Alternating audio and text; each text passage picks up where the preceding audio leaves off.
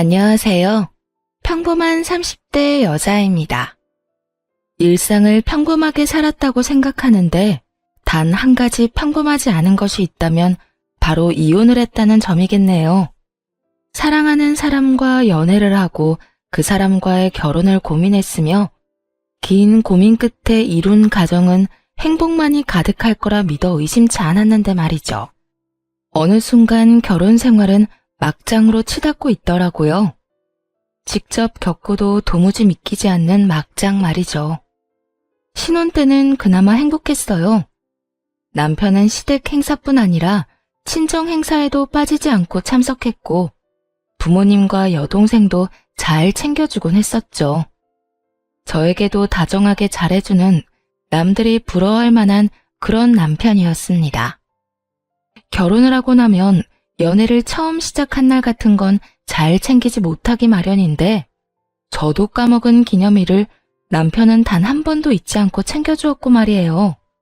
여보, 오늘 저녁에 퇴근하고 데리러 갈 테니까 기다리고 있어. 어? 오늘? 왜? 오늘 우리 기념일이잖아. 기념일? 우리 결혼기념일 아닌데? 결혼기념일만 특별한 날이야? 오늘 우리 처음 만난 날이잖아.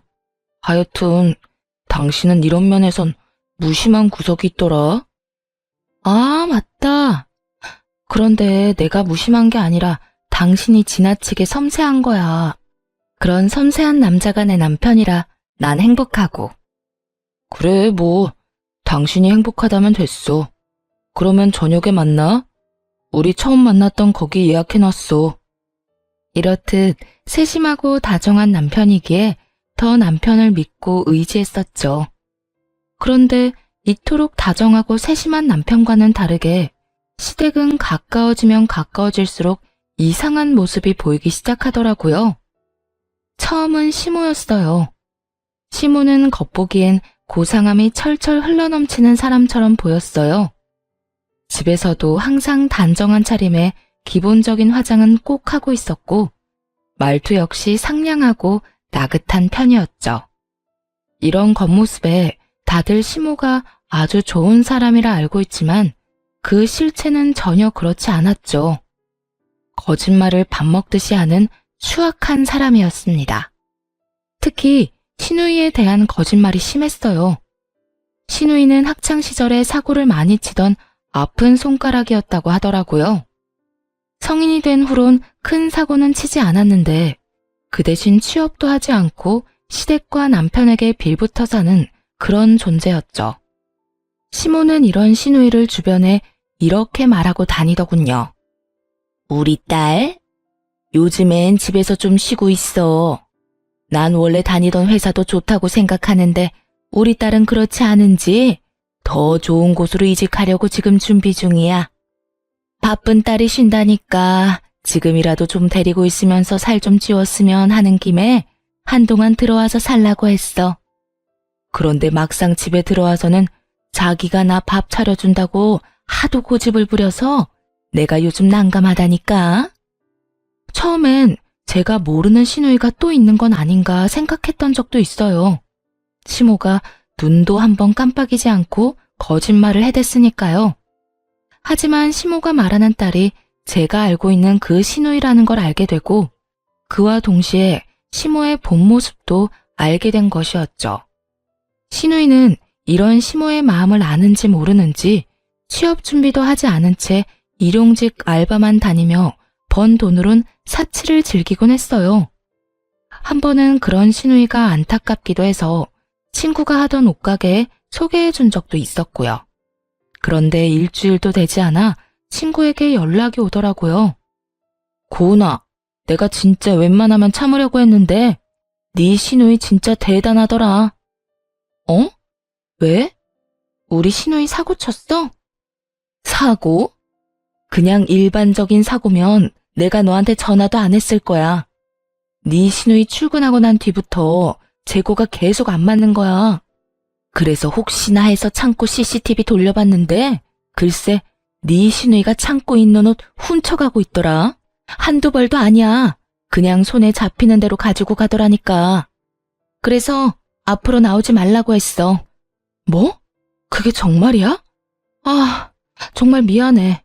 난 진짜 그런 짓 할 거라곤 생각도 못했어. 얼마야? 내가 손해본 거 바로 입금해줄게. 아니야. 돈 받으려고 너한테 전화한 건 아니고 그냥 알고나 있으라고. 혹시나 다른 친구한테 소개해주려거든 고민 좀 더 해보란 말 해주려고 하는 거야. 그리고 네 시누이 성격으로 봤을 때 자기가 잘못한 이야기는 쏙 빼놓고 할 것 같아서 말이야. 하여튼 네 시누이 조심해. 옷 가져가는 CCTV 보여줘도 눈 하나 깜빡 안 하더라. 그래. 미안하고 고맙고 내가 참 면목이 없네. 하여튼 미안해. 기껏 소개해준 일자리에서 시누이는 도둑질이나 해버렸고 그걸 알자 몹시 화가 난 상태였습니다. 전혀 알지 못하는 곳에서 그딴 짓을 했다고 해도 기가 막히는데 다른 곳도 아닌 제 친구의 가게란 걸 뻔히 알면서 그딴 짓거리를 했다뇨. 저를 무시하는 것이 아니고선 도저히 그럴 수 없다고 생각했으니까요. 그런데 어이없게도 시누이가 오히려 화를 내며 연락을 해오더군요. 언니 친구 진짜 왜 그래요? 그까짓 옷까지 뭐 얼마나 한다고 사람을 그렇게 내쫓아요? 심지어 일주일 일한 돈도 안 주고 내쫓았다고요. 그렇지 않아도 친구한테 연락받았는데 아가씨 창고에서 옷 훔쳐갔다면서요? 그것도 7일 내내 말이에요. 참나, 그게 뭐 훔쳐간 거예요? 그냥 좀 가지고 간 거지. 어차피 안 팔려서 창고에 쌓아둔 옷 내가 좀 가지고 간 것뿐이라고요. 그걸 훔쳐갔다고 하는 거예요. 들어보니까 일주일 동안 일한 알바비보다 가지고 간 옷값이 훨씬 크다는데 그 돈은 어떻게 줄 건가요? 직접 가져다 줄 거예요? 아니면 계좌로 입금할래요? 뭐요? 내가 왜 돈을 줘야 해요? 말했잖아요. 나 알바비도 못 받았다니까요. 그렇게 알바비가 받고 싶으면 가지고 간 옷값을 다 주면 돼요. 그러면 알바비는 10원 한 푼 빼지 않고 입금될 거니까요. 어떻게 할지는 알아서 결정하고 내가 한마디만 더 할게요. 아가씨가 무슨 생각으로 그런 짓을 저질렀는지 모르겠는데 그건 엄연히 범죄예요. 만약 내 친구가 그 CCTV를 가지고 경찰서에 갔다면 일이 커질 수도 있었단 말이에요. 그러니까 앞으로는 어디에서 무슨 일을 하든 그런 짓은 하지 마세요. 언니, 지금 누굴 도둑년으로 모는 거예요? 내가 말했잖아요. 난 그저 창고에 쌓인 옷을 가지고 왔을 뿐이라고. 옷가게 창고에 쓸데없는 옷이 어디 있어요? 아까부터 말이 되는 소리를 해야 상대를 해주죠.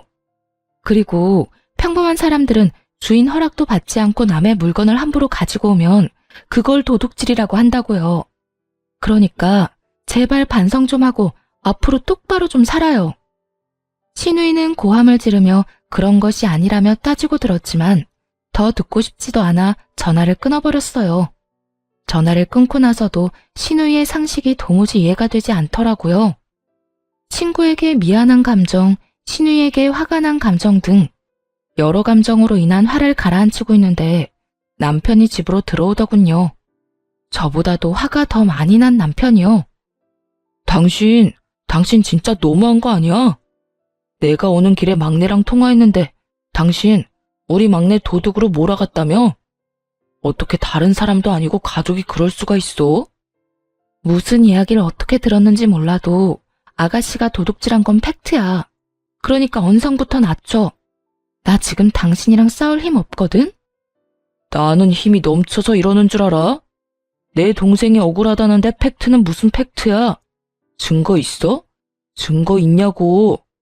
당신 친구가 괜히 내 동생 모함하는 거 아니야? 남편은 신우에게 무슨 말을 어떻게 들은 것인지 무작정 화부터 내며 증거 따위를 찾고 있더라고요. 일단 이런 일이 일어났다고 전해 들으면 차분히 사건의 전말에 관해 이야기부터 들어보는 게 정상 아닌가요? 신우이가 사고뭉칠한 사실을 저보다 오빠인 남편이 더 잘 알 텐데 동생 말만 듣고 와서 바르르 떨며 화를 내는 꼴이 꼴 같지도 않더라고요. 증거? 그래, 말 잘했다. 증거가 있어, CCTV. 거기에 당신 동생이 일주일 내내 창고에서 옷을 마구잡이로 가져가는 모습이 다 찍혀 있던데 직접 한번 볼래? 나도 전송받아서 봤는데 이건 뭐 변명할 필요도 없이 도둑질이더라. 어찌나 주변을 살피면서 큰 가방 안으로 옷을 쑤셔 넣는지. 난 당사자도 아닌데 얼굴이 화끈거리던데 당신도 보고 어떤지 나한테 말 좀 해줄래? 증거가 있다고 하니 당황스러웠는지 입을 꾹 다물더라고요. 남편의 심정을 아예 이해하지 못한 건 아니었어요. 남이 동생을 흉보는 꼴을 어느 누가 보고 싶겠어요? 하지만 저는 남이 아니고 가족이잖아요. 적어도 저와는 저리도 나를 세우고 말할 필요가 없다고 생각했거든요. 나를 세울 것이 아니라 차분히 대화를 하며 잘잘못을 똑바로 따져보고 앞으로 어떻게 해야 똑같은 일이 일어나지 않을지, 그리고 어떤 방향으로 신우이를 이끌어줘야 더 나은 인생을 살 수 있을지 의논하는 것이 더 현명한 상황이었죠. 그런데 남편 놈이 저리도 나를 세우며 화를 내니까 남편을 전혀 이해하고 싶지 않은 상황이 되어버렸습니다. 남편은 보여주겠다던 영상은 끝까지 보지 않았고 그 후론 신우이 이야기는 일절 꺼내지도 않았어요. 저 역시 신우이와는 거리를 두며 신경을 아예 꺼버리고 살았고요. 그날 이후 세심하고 다정하던 남편은 점점 변해가더군요. 남편들이 치사하게 굴면 끝이 없다던 친정과 시댁에 주는 용돈과 선물로 시비를 걸기 시작했어요. 우리 양갓집에 용돈 주는 거 말이야. 앞으로 당신 집엔 말고 우리 집에만 주는 걸로 하자. 뭐? 갑자기 왜? 주려면 똑같이 주고 그러지 않을 거면 아예 주지 말자고 했던 게 당신이었던 거 잊었어? 당신 지금 이러는 거 진짜 치사한 거 알지? 치사한 게 아니라 합리적인 거지. 우리 집엔 막내까지 책임져야 하니까 생활비가 훨씬 더 많이 필요한 반면에 당신 집은 처제가 취업도 했고 아파트까지 있잖아. 솔직히 장인어른 장모님은 돈 들어갈 곳도 없는데 용돈까지 드릴 필요가 뭐 있어? 제 여동생은 신우이와는 다르게 학창시절부터 속 한 번 썩인 적이 없고 대학교도 장학금을 받고 졸업을 해 대기업을 다니고 있었어요. 거기에다 청약으로 아파트까지 당첨이 돼 혼자 사는 중이었죠. 그런데 남편은 그걸 이유로 부모님께 드리는 용돈을 드리지 말자고 하더라고요. 동생이 집들이 할 당시 저와 함께 다녀올 때만 해도 이렇게 말했던 사람이 말이에요. 처제 보고 한동안은 부모님께 드리는 용돈 드리지 말라고 그래. 들어보니까 대출금도 꽤 있는 것 같던데 그거부터 얼른 갚아야 할 거 아니야. 부모님은 우리가 챙기고 처제는 일단 대출금부터 갚으라고 하자. 그땐 이렇게나 저보다도 더 여동생의 상황을 살피던 인간이 이제 와선 동생이 능력이 있다는 이유로 용돈을 끊자고 하더군요. 나 지금 진짜 황당한 거 알지? 언제는 내 동생 대출금 빨리 갚게 부모님은 우리가 챙기자며. 그리고 우리가 부모님 용돈 드리는 거랑 내 동생이랑 무슨 상관이야?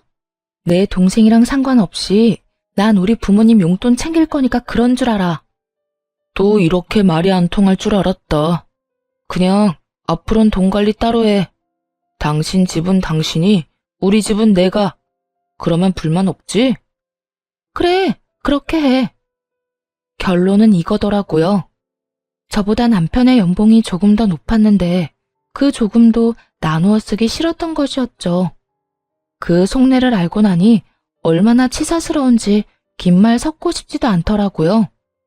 그렇게 네 집은 네가, 내 집은 내가 챙기는 생활이 시작되었고 차라리 이게 더 편하다고 생각되며 그 생활에 적응이 될 무렵이었어요. 친정엄마가 울면서 전화가 왔더라고요. 동생이 길을 가다 음주운전 차량에 치였다고요.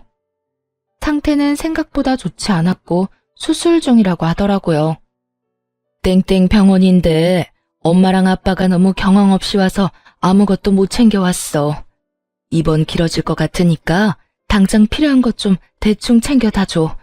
그렇다고 너무 급하게 서두르지 말고 천천히 와도 되니까 조심해서 와. 알겠지? 알겠어. 내가 대충 챙기긴 할 건데 필요한 거 문자로 보내줘. 전화를 끊고 나니 그제야 참았던 눈물이 쏟아져 나오더라고요. 아무런 설명도 없이 울고만 있으니 옆에서 통화 내용을 다 들은 남편이 차 열쇠를 챙기곤 이렇게 말하더라고요. 내가 데려다 줄 테니까 당신은 필요한 물건이나 잘 챙겨. 수건 좀 넉넉하게 챙기고. 그때 우리 엄마 잠깐 입원했을 때 보니까 수건 많이 필요하더라. 서두르지 말고 일단 급한 거 먼저 챙겨. 알겠어.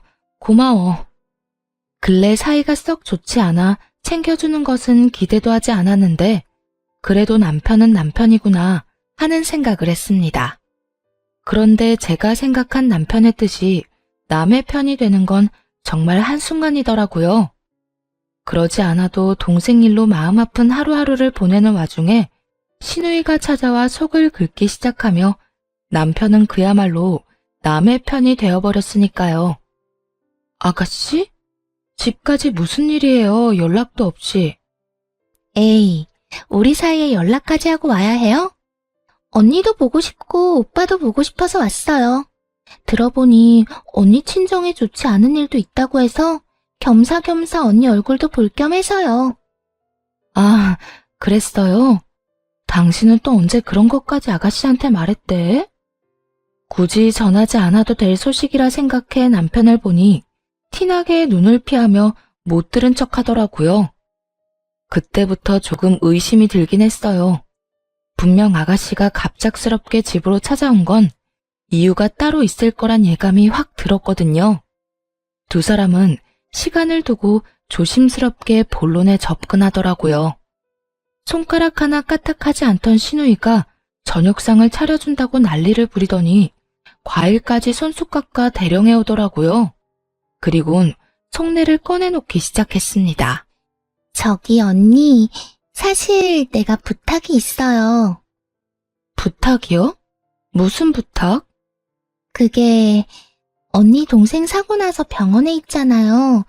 그러면 병원에 있을 동안 동생 차 쓸 사람도 없는데 제가 좀 쓰면 안 돼요?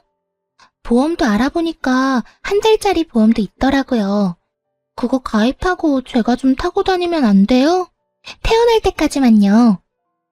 누구는 후유증이 남으면 어떻게 하나, 일상으로 복귀가 힘들어지면 어떻게 하나, 흉이 크게 지면 어떻게 하나 이런 고민을 하고 있는데 남편과 시누이는 동생의 사고 소식을 듣고선 이런 계획이나 세우고 있었더라고요. 동생이 큰 마음 먹고 뽑은 새 차를 어떻게 해서든 가지고 올 생각 말입니다. 거기에다 시누이가 장롱 면허인 걸 뻔히 아는데 새 차를 가지고 운전 연습을 하겠다는 그 심보가 참 얄밉더군요. 아가씨, 그 차 제 차 아니에요. 제 동생 차라고요. 제 차도 아닌데 제가 어떻게 아가씨한테 빌려줄 수가 있겠어요? 언니 동생, 언니 말 잘 듣잖아요. 언니가 병원에 가서 잘 좀 이야기해달라고요. 어려운 부탁도 아니잖아요. 시누이는 남편을 보며 눈빛으로 도움을 청했고 그 뜻을 알아차린 남편 역시 저를 설득하기 위해 노력하더군요. 그래, 당신한텐 어려운 일도 아니잖아. 막말로 당신 차 빌려달라는 것도 아니고 처제가 쓰고 있는 차 빌려달라는 것도 아니잖아. 그냥 처제가 퇴원할 때까지 지하 주차장에 놀고 있는 차 좀 빌려달라는 것뿐이야. 말이 되는 소리를 좀 해. 차가 망가진다고 쉽게 살 수 있는 물건도 아니고 어떻게 빌려달란 말을 해? 그리고 아가씨, 장롱 면허잖아요. 운전을 잘해도 고민스러울 텐데 초보 운전자한테 동생까지 설득해서 차를 빌려달라고요? 그것도 사고 나서 병원에 입원해 있는 애 차를? 전 절대 그럴 생각 없으니까 그런 부탁하려거든 얼른 가세요. 당신도 그만해 이제. 단호하게 그 자리에서 안 된다고 선을 그어버리자 시누이가 떼를 쓰며 난동을 부리기 시작하더라고요. 그러지 말고 그냥 좀 빌려줘요. 벌써 친구들한테 새 차 끌고 놀러 가자고 다 말해놨단 말이에요. 지금 만나는 남자한테도 나 차 있다고 다 말해놨는데 이제 와서 언니가 안 된다고 하면 나는 어떻게 해요? 운전 못하는 거야. 하면서 연습하면 다 된다고요. 이게 떼쓴다고 해서 해결될 문제라고 생각해요? 그리고 아가씨, 이렇게 막무가내로 뗐으면 다 들어주는 거 아가씨 집에서나 통하지 나한테는 안 통해요. 지금 나이가 몇 살인데 부끄럽지도 않아요? 네, 저는 안 부끄럽거든요. 차만 얻을 수 있다면 하나도 안 부끄럽다고요. 오빠 말 들어보니까 한 달 뒤에 퇴원이라고 해도 운전까지 할 수 있는 상태 되려면 얼마나 걸릴지도 모른다면서요. 그러면 그 차는 지하 주차장에 계속 세워만 둬야 할 텐데 그럴 바엔 필요한 나한테 빌려주면 서로서로 다 좋잖아요. 아니요. 저랑 동생은 엄한 사람 손에 맡겨서 범퍼카 되는 꼴 볼 바엔 그냥 지하 주차장에 세워두는 게 더 좋아요. 그러니까 이만 돌아가 주세요. 더는 이런 다툼 하고 싶지도 않네요. 어린 아이처럼 때를 써대는 신우이를 남편이 말릴 새도 없이 내쫓아 버렸어요. 밖으로 쫓겨난 신우이는 여전히 고함을 지르며 때를 쓰고 있었고 남편은 화근한 듯 저에게 따지고 들더라고요. 그까짓 차 얼마나 한다고 내 동생한테 이렇게까지 하는 거야? 그냥 좀 빌려주면 되는 거잖아. 혹시나 사고 나도 보험 처리해서 고치면 되는 건데 이렇게까지 빡빡하게 굴 거야? 그렇게 차를 주고 싶으면 당신 차나 줘. 그러면 되겠네. 내 동생 차보다 당신 차가 더 좋으니 아가씨도 좋아하겠네. 운전도 제대로 못하는 애가 어떻게 내 차를 운전해? 그러다 차 기스라도 나면 어떻게 하라고. 보험 처리하면 된다며. 내 동생 차는 쓰레기가 되든 걸레짝이 되든 보험 처리하면 되고 당신 차는 고작 기스도 허용이 안 되는 거야? 그런 게 아니라 당신도 잘 알잖아. 내가 내 차에 애착이 깊은 거. 그리고 처제랑 나는 상황이 다르지. 나는 출퇴근할 때 꼭 차가 필요하고 처제는 언제 다시 운전하게 될 줄 아무도 모르는 거잖아. 병원에서 한동안은 재활도 해야 한다고 했다며. 그러니까 지금부터 내 동생이 처제 차 끌고 다니면서 연습 좀 하다가 만약에 처제가 계속 운전이 힘들 것 같으면 그냥 내 동생한테 차 넘겨줘도 되고. 다 내가 생각해서 세운 계획인데 당신은 왜 안 된다고만 그래? 남편은 어느 영화의 유행어처럼 다 계획이 있었더라고요. 지금은 빌리는 것이지만 훗날 동생이 차를 운전하지 못하게 되면 그 차를 그냥 신우이에게 넘길 계획 말이에요.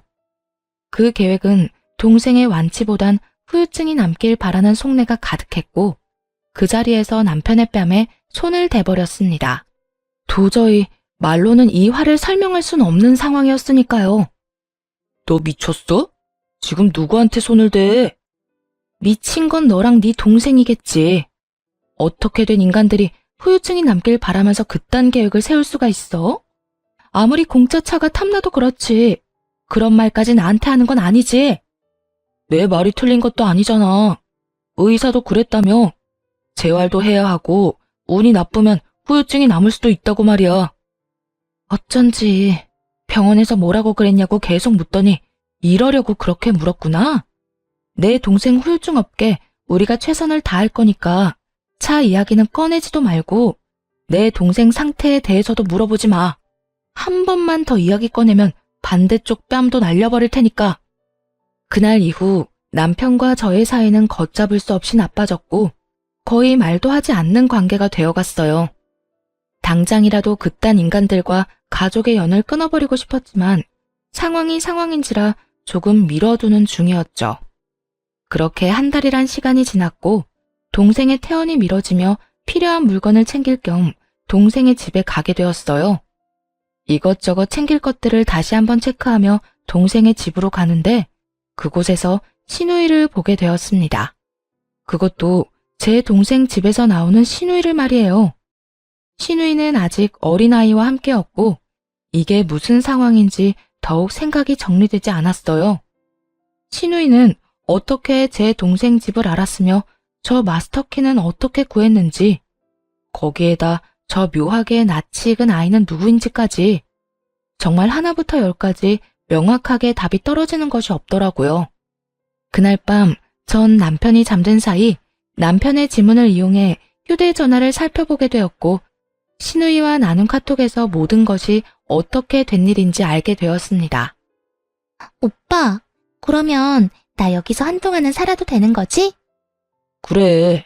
처제 태어날 때까진 집도 비니까 거기서 지내. 지금은 한 달 예정이긴 한데 아마 한 달 넘게 있어도 될 거야. 퇴원 미뤄질 게 뻔하니까 말이야. 그러니까 너 차 타령 좀 그만해. 차 타고 놀러 가는 대신 친구들 집으로 불러 놀면 되잖아. 알겠어. 그런데 마스터키는 어떻게 구한 거야? 집이야 그때 집들이 때 와서 안다고 쳐도 마스터키는 구하기 쉽지 않았을 텐데. 네 세연이 지갑에 있던 거 빼왔지. 저번에 보니까 언니 필요할 때 언제든지 오라고 주더라고. 근데 네 세연이는 너도 알다시피 아무리 동생 집이라도 불편하다고 잘 안 가잖아. 아마 마스터키 있단 사실도 잊었을걸? 대박. 그러면 나 친구들 불러서 막 놀아도 되지? 남자친구한텐 내 집이라고 해야겠다. 요즘에 결혼 이야기 오가는데 일이야 이런저런 핑계 대면서 쉰다고 하면 되지만 가진 게 없어도 너무 없는 건 핑계 댈 게 없었거든. 이 집 사느라 돈 다 썼다고 하면 되겠어. 그래, 마음대로 다 해. 그 대신 오빠랑 약속한 거 있지 않았지? 애엄마 회사에 있을 동안엔 네가 승민이 봐줘야 해. 그러니까 친구들이랑 노는 것도 애 엄마가 승민이 데리고 가면 놀아. 알겠어? 그래 알겠다고 몇 번을 말해 도대체? 그나저나 오빠도 대단하다. 세연이랑은 애 가질 생각도 없다고 자기네들끼리 행복하게 살 거라고 하더니 뒤로는 애가 다 있고 말이야. 나도 뭐 이렇게 될 줄 알았겠냐? 어쨌든 한동안은 엄마한테도 비밀이다. 알겠어? 알겠어. 오빠 아들 승민이 잘 돌볼 테니까 알바비나 잘 입금해. 상간녀의 정체는 남아있지 않았지만 적어도 제가 궁금했던 모든 내용은 다 있더라고요. 동생의 집들이 때 참석을 해 집을 알고 있던 남편이 제 지갑에 있는 마스터키를 빼돌려 신우이를 동생의 집에 살게 한 것이었어요. 상간녀와 남편의 사이에서 생긴 아이를 돌보게 하면서 말이에요. 남편에 대한 실망감과 배신감은 정말 무엇과도 비교할 수 없는 정도였죠. 남편에게 큰 실망을 해 이혼을 생각했을 땐 적어도 눈물은 나오지 않았는데 남편에게 배신을 당하고 나니 눈물이 나더군요. 그날 밤 정말 얼마나 울었나 모릅니다. 아무리 눈물을 멈추려고 해봐도 멈추지가 않더라고요. 그렇게 눈물로 밤을 지새우고 남편 놈이 출근하자마자 흥신소에 의뢰했죠. 제 눈에서 눈물을 뺀 상간녀의 정체가 궁금했으니까요. 얼마 뒤 흥신소에서 연락이 왔고 상간녀의 정체는 제가 정말 예상도 하지 못한 여자더군요. 사모님, 일단 상간녀는 남편분이랑 한 회사에 다니고 있는 사람이더라고요. 회사엔 이미 결혼까지 하고 출산을 했다고 알려져 있고 결혼식은 스몰 웨딩으로 해 회사 사람들은 한 명도 초대하지 못했다 정도로 정리한 듯 했어요. 얼마 전엔 출산 휴가 끝내고 복귀한 상태고요. 남편분이 얻어준 집에서 애랑 같이 살고 있었습니다. 상간녀가 출근하면서 아이를 어린이집에 데려다주면 신우이가 오후엔 데리러 가서 그 후엔 애를 봐주고 있는 형태로요. 퇴근하면 상간녀하고 남편분이 아이를 데리고 돌아갔고요. 그리고 신우이 분도 보통 아니던데요. 지금 신우이 분이랑 결혼 이야기 오가는 남자는 시어머님이 소개해준 남자던데 이 남자 능력이 아주 좋은 남자더라고요. 그런데 사람 보는 눈은 없는 건지 신우이 분을 좋은 대학 졸업해서 좋은 회사 다니다가 이직을 위해 잠시 쉬는 걸로 알고 있더라고요. 물론 그 집도 신우이 분이 청약 당첨되어서 살고 있는 집으로 알고 있고요. 아마 결혼 이야기 오가고 어느 정도 결혼 확정만 되면 집은 세줬다고 하면서 사모님 시댁으로 다시 들어가서 결혼 준비할 모양이었어요. 이 정도면 알아볼 건 다 알아본 것 같긴 한데 혹시 모르니까 일주일 정도 더 알아보고 다시 연락드리겠습니다. 지인들에게 신우이가 굉장한 능력을 갖춘 딸이라며 자랑하던 시모는 결국 결혼 자리까지 그런 거짓말로 만들어냈더군요. 정말 참 대단한 집안 아닌가요? 입만 열면 거짓말인 시모, 능력에 비해 가지고 싶은 것이 많아 남의 것을 탐내는 신우이, 그리고 외도를 저지른 것도 모자라 밖에서 애까지 낳아 두 집 살림 중인 남편. 그때까진 전혀 몰랐는데 그때 보니 제가 막장 종합 선물 세트 같은 집안에서 살고 있었더라고요. 그 막장 집안을 산산조각 낼 계획을 세웠고 그날은 생각보다 일찍 다가왔어요. 미리 흥신소 직원에게 제 동생 집에 신우이의 예비 신랑이 오면 바로 연락을 달라 부탁을 해둔 상황이었어요. 그런데 며칠 지나지 않아 연락이 왔더라고요. 그 남자가 지금 집으로 들어갔다고요. 곧바로 동생의 집으로 향하며 경찰에 신고를 해버렸어요. 제 동생 집에 누군가가 허락도 없이 살고 있는 것 같다면서 말이죠.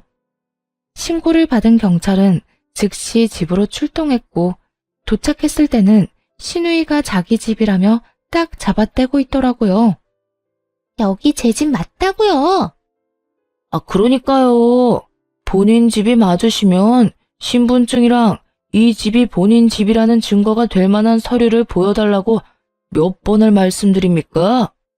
이것도 없다 저것도 없다고 하시면서 무조건 제 집이라고 하면 저희도 어쩔 도리가 없다고요. 어쩔 도리가 없으면 어쩔 건데요. 아니, 도대체 누가 신고를 한 거예요? 내 집에 내가 있겠다는데 누가 신고를 해? 자기야, 이게 다 무슨 일이야? 여기 자기 집 아니야? 자기 집이라며. 내 집 맞아.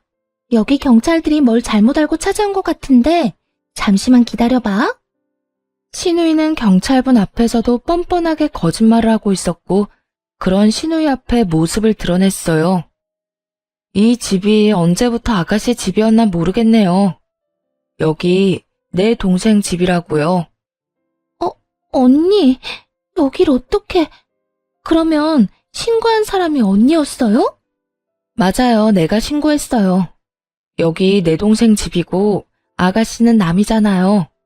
거기에다 이 집 쓴다고 허락을 맡은 적도 없고 무단으로 남의 집에 들어와서 자기 집이라고 사기까지 쳤네요. 신우이는 뭐라 할 말이 떠오르지 않는지 아무 말도 못하고 서 있더라고요. 그런 신우이에게 남자가 믿을 수 없다는 듯 닥달하기 시작했어요. 자기야, 이게 다 무슨 말이야? 그러면 다 거짓말이었어? 그게 사실은 여기 내 집은 아니야. 내가 거짓말하려고 한 건 아니었는데 자기는 워낙 능력이 좋은데 나는 내세울 게 없으니까 자기가 떠날까 봐 겁이 나서 그랬어. 자기가 내세울 게 왜 없어? 곧 대기업으로 이직도 한다고 했고 굳이 이직이 아니더라도 이것저것 하는 일도 많다던 사람이 그 정도면 능력이 차고 넘치잖아. 설마 그것도 다 거짓말이야? 원래라면 다 맞는다며 거짓으로 자신을 치켜 세우기 바빠야 할 신우이는 제 눈치를 살피느라 선뜻 입을 떼지 못하더라고요. 아마 신우이는 잘 알고 있었을 거예요. 거기에서 또 거짓으로 상황을 모면하려 했다간 제가 모든 사실을 낱낱이 다 밝혀버릴 거란 사실을요.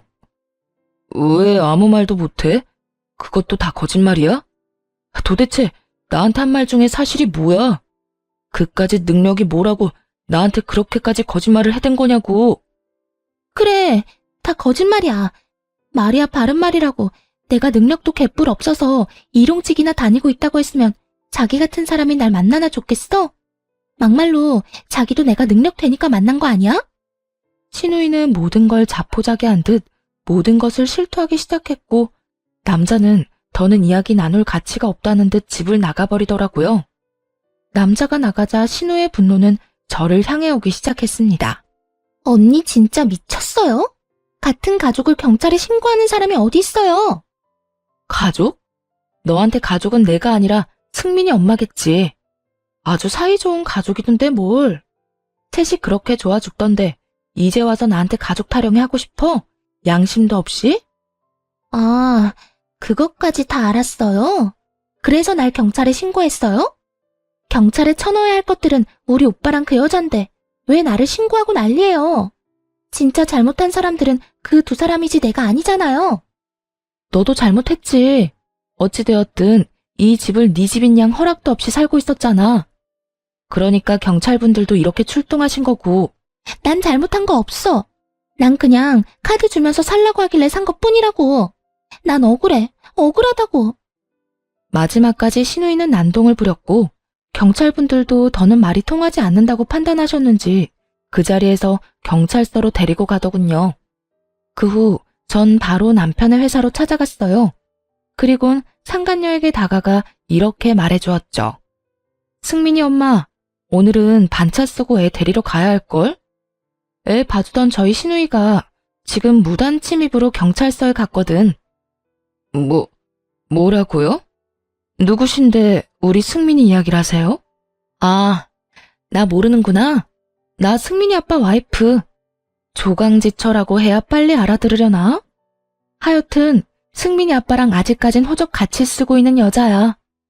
사연을 들으며 얼굴이 새하얗게 질린다는 것이 어떤 얼굴일까 궁금했는데 실제로 보게 되니 상상보다 더 얼굴이 새하얗게 질려가더라고요. 이 말을 듣고 제가 누구인지 안 사람들은 수군거리기 시작했고 이내 남편도 저를 향해 달려왔어요. 여보, 무슨 오해가 있나 본데 나가서 이야기하자. 오해는 무슨?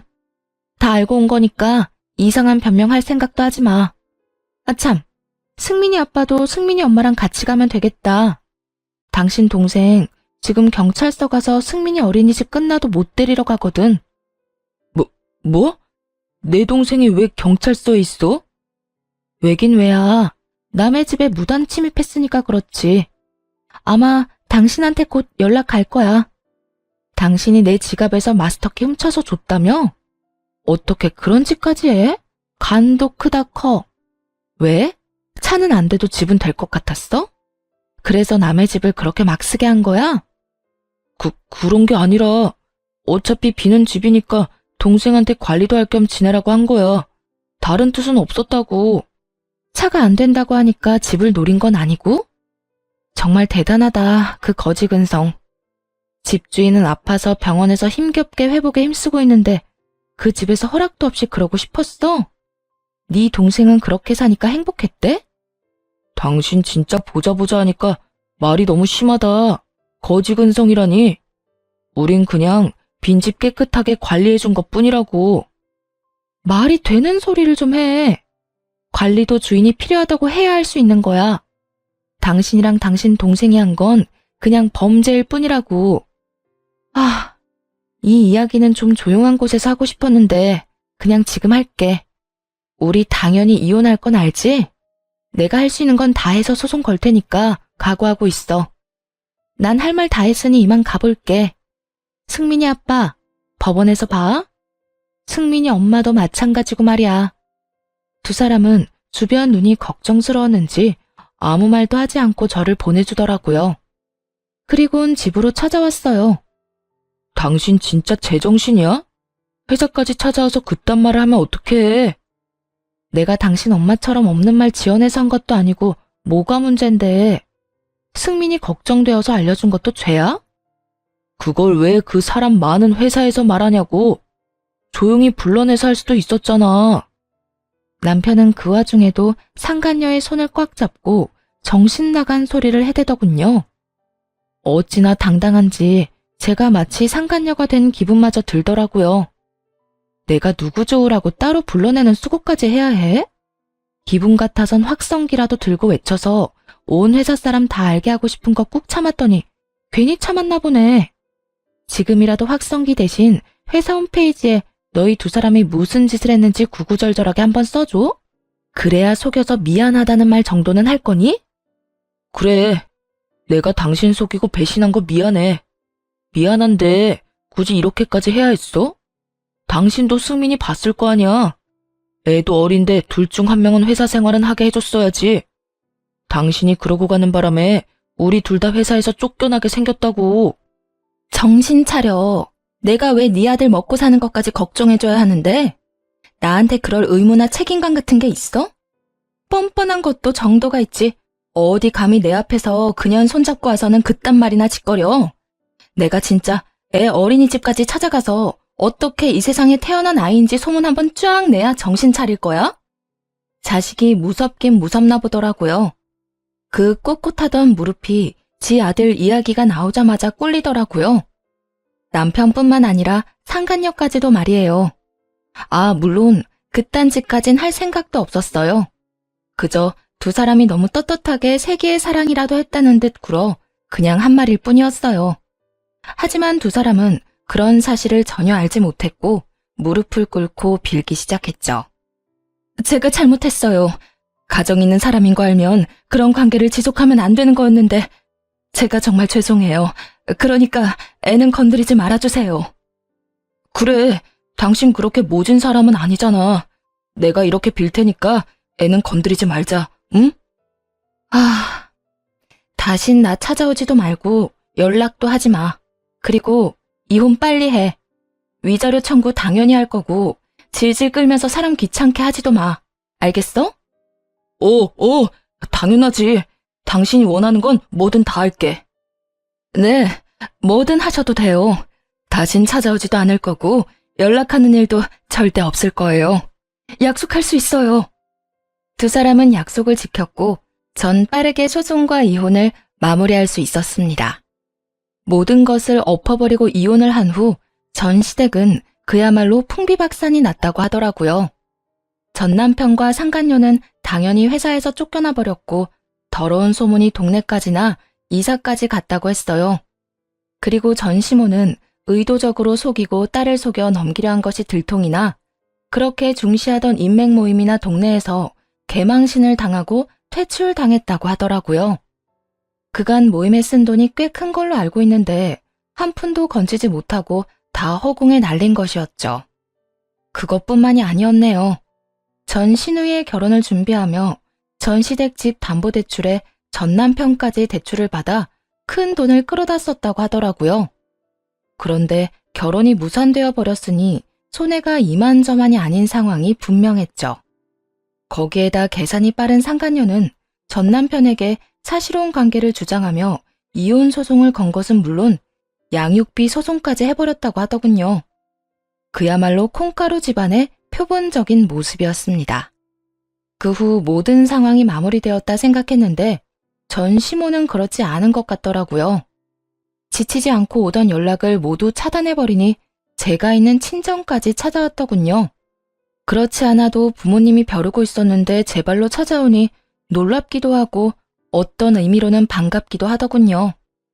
여기까지 무슨 일이세요? 너 정말 몰라서 묻니?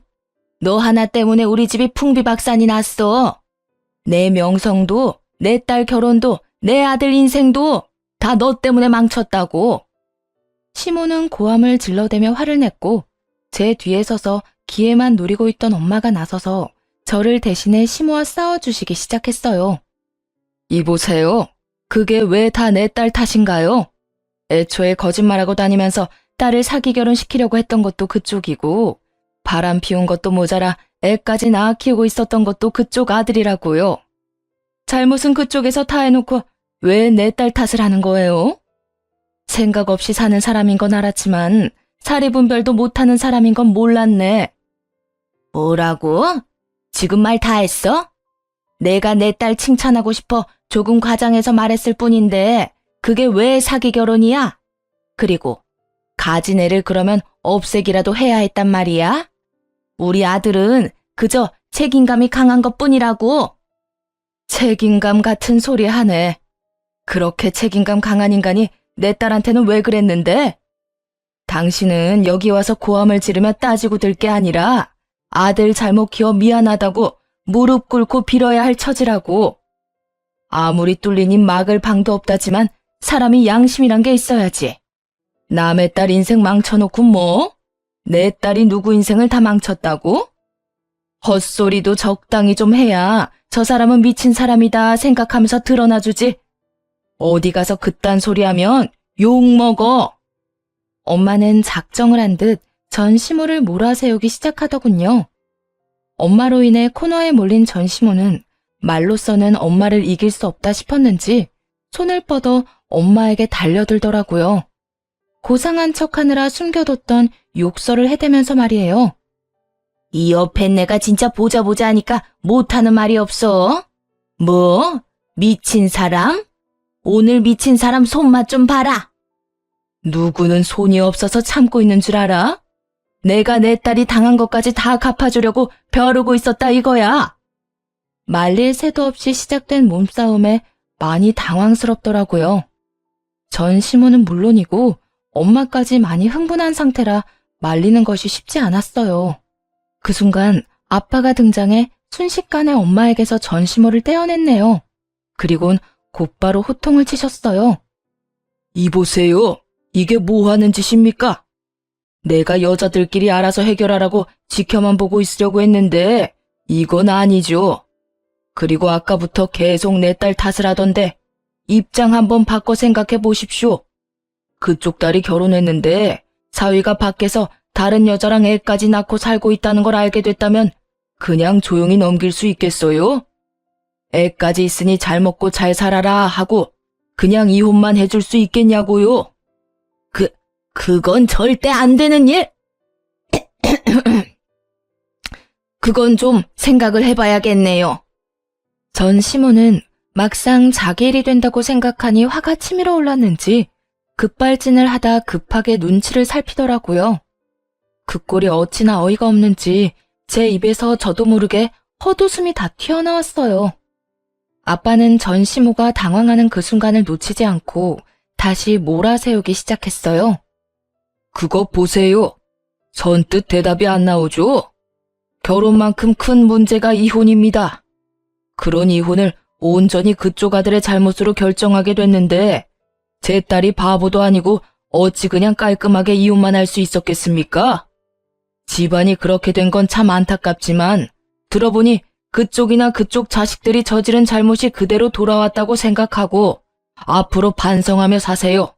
다신 찾아오지도 말고. 아빠는 강압적으로 닥달하기 시작했고 시모는 아무 말도 하지 못하고 돌아가더라고요. 아마 반성보단 겁을 먹어 돌아가는 듯 했지만 아빠 말을 새겨듣고 앞으론 인생 똑바로 살길 빌기도 했네요. 전 시모가 다녀간 후 전 남편도 찾아왔지만 말 한마디 섞지 않고 경찰을 불러버렸어요. 전 남편의 꼴은 정말 보고 싶지 않더라고요. 그리곤 이사까지 하며 그 연을 정말 완전하게 끊어내버렸습니다. 요즘 전 새로운 곳에서 아주 잘 지내고 있어요. 동생은 재활을 목적으로 한 운동은 계속하고 있긴 하지만 거의 정상 컨디션으로 다 돌아온 상태예요. 물론 일상생활도 무리 없이 가능한 상태이고 다시 회사에 다니며 사고 전과 다름없이 잘 지내는 중이죠. 전 현재 승진을 앞두고 있어요. 이혼을 하고 난 후 여러모로 안정된 생활을 되찾기도 했고 잡생각을 하고 싶지 않아 일에만 몰두하는 생활을 해서 그런지 일이 술술 잘 풀리더라고요. 그 덕에 동기 중 제일 빠른 승진을 앞두고 있네요. 이혼 도장을 찍을 때까지도 여러 걱정이 많았는데 일이 이렇게나 술술 풀리는 걸 보니 제 인생의 걸림돌은 다름 아닌 결혼이었다는 생각을 지울 수가 없네요.